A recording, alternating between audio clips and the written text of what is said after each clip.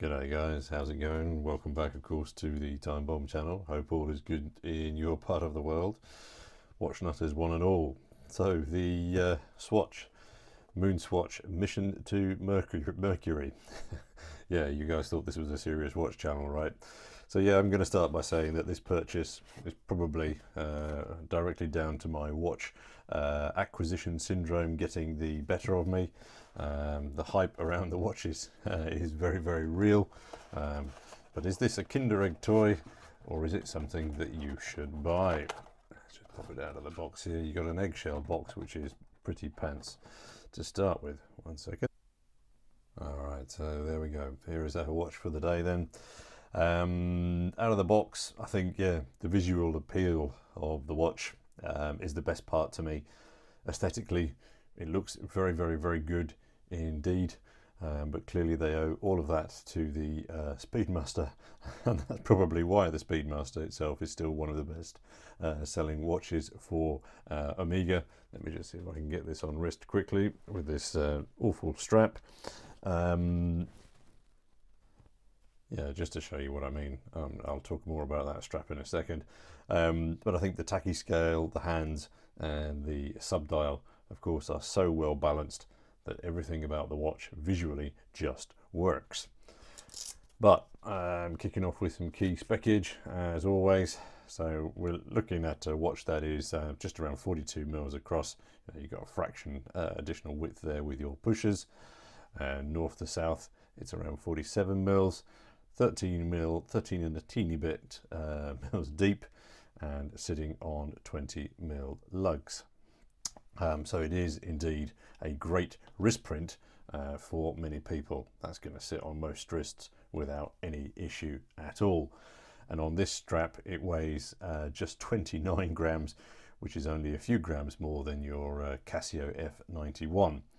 It comes with 30 meters of watery goodness, and to me 30 meters of watery goodness, 30 meters to me is not watery goodness.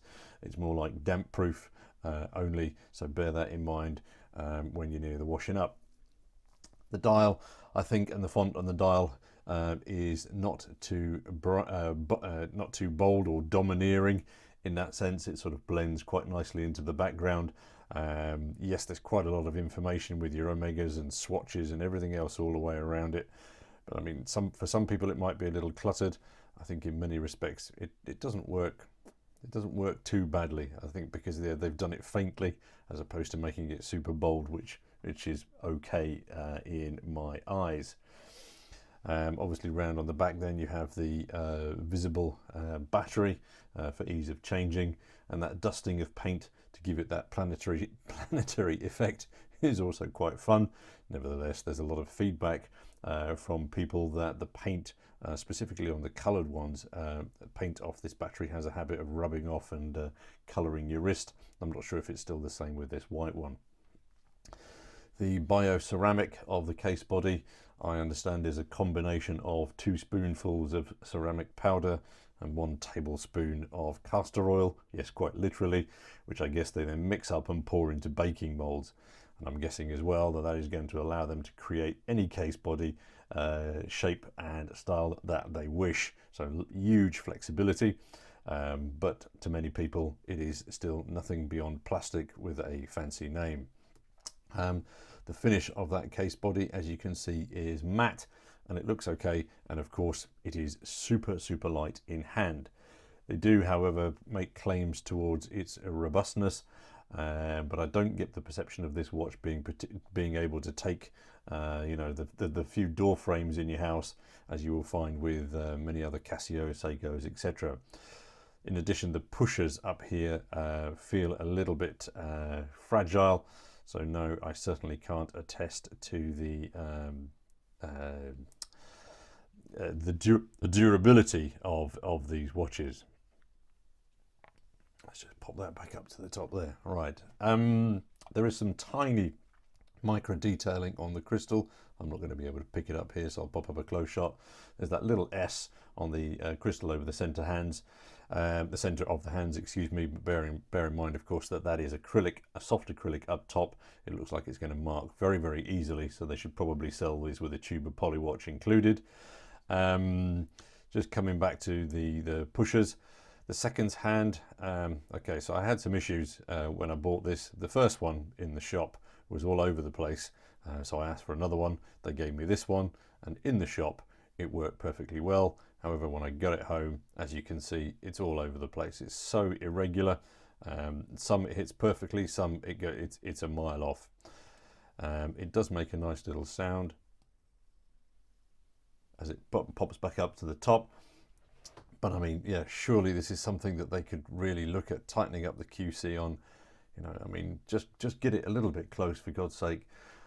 These are tolerances, I think, which you know, really do impact very negatively on watch nerds like me.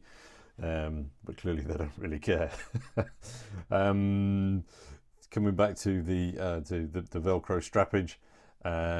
Yeah, everybody said everything that they need to about this, including, you know, suggesting ways to make it fit better. But I mean, it is pretty damn poor, and I think one of the reasons why it's so poor is because the watch head is so light. It doesn't add any counterbalance at all to the strap to make it hug a little bit tighter. Maybe after a year of use, it's working better. But I don't think many people have got a year's worth of patience associated with this particular watch strap. So I picked up this one off of Fleabay. There's a plethora of options, so I just want to get it out of the plastic. It's going to be a bit noisy. There's a plethora of options, which is clearly testament to the fact that everybody's looking for alternatives. All the different colorways come with all of these different strap options. So yeah, bear with me 1 second there. I'm just going to swap the watch over so you can see what it looks like. All right, so there's the watch changed out. Just a quick look then for you at the Velcro here.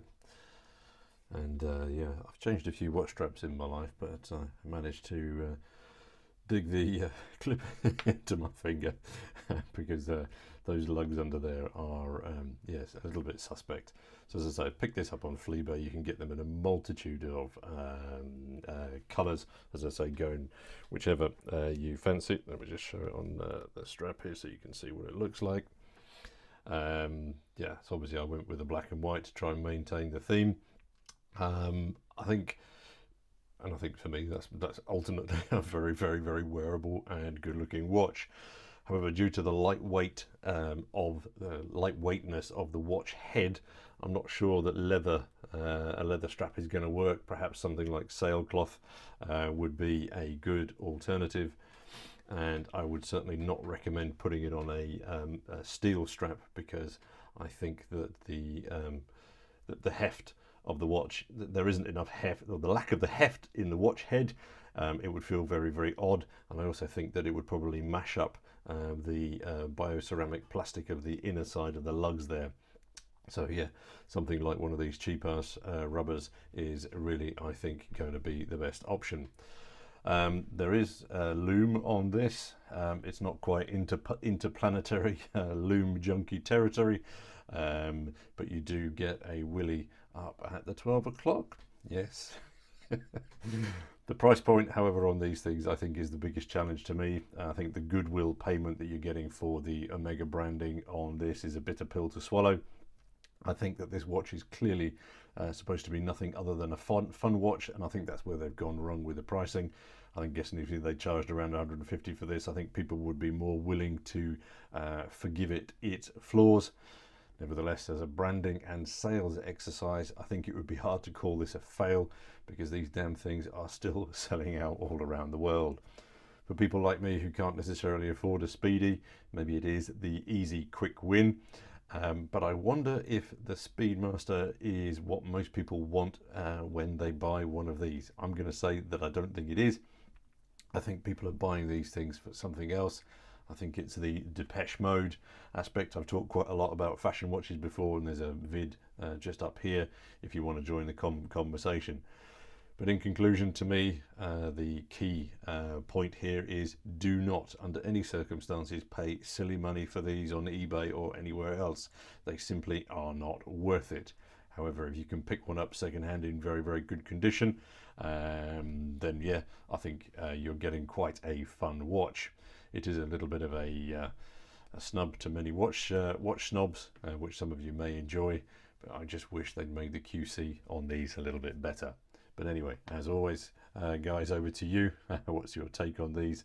And yeah, specifically if you've had them for a couple of months and you've got some thoughts, that'd be really good to hear. Anyway, thanks as always for your time and for your view, and we'll catch you all in the next watch video. Cheers, guys.